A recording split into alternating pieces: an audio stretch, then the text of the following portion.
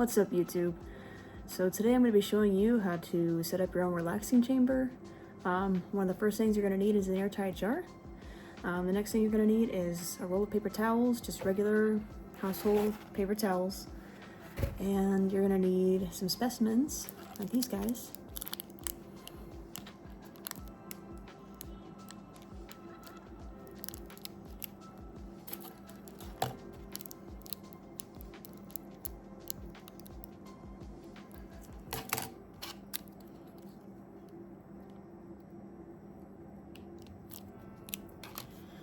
And last but not least, you're going to need alcohol and water.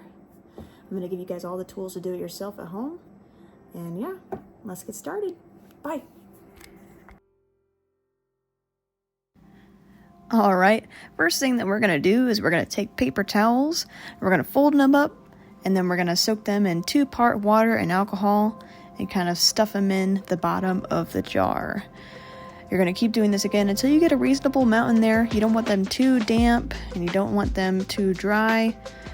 I'm kind of making my paper towels a little bit more soaked than I normally would, just because we're doing beetles and I want to make sure I can get through that shell on the back so I can get those wings out, because I like to take the wings out on my beetles. You don't have to do this, but that's just how I like to do mine. You can kind of see that condensation on the inside of the glass right there.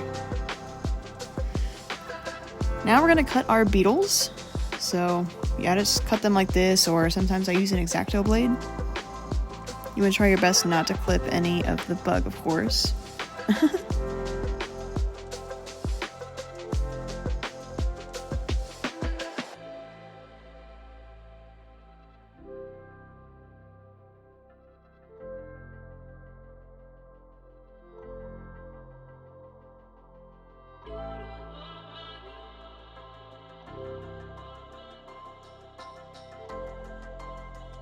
I don't do an amazing job of getting these guys out. Some of these I do lose like a leg, but don't worry if you end up losing a leg or a limb or anything like that. Just make sure that you bundle it up in its own separate paper towel. That way you're able to get it out all together later on and glue it back together.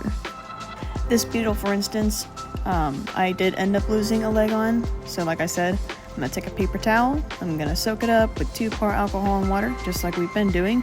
And I'm going to bundle it in its own paper towel separate, so that way I can keep track of its limbs.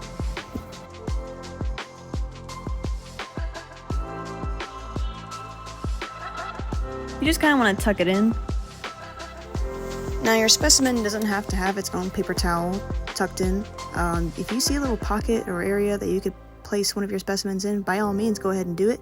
Just make sure that it's tucked in nice and neat so all that moisture can get in there and it doesn't move around too much.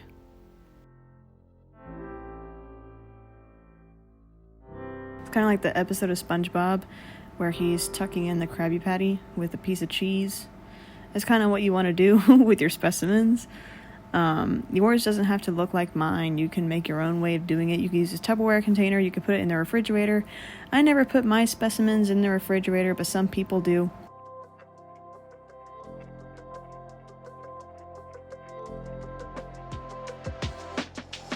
I never had any issues with molding, but other people have. You could put it in your fridge or not, up to you. I never put mine in the fridge, and mine always end up a-okay. And like I said, yours doesn't have to look like mine, but this is how mine looks. Happy pinning, everyone.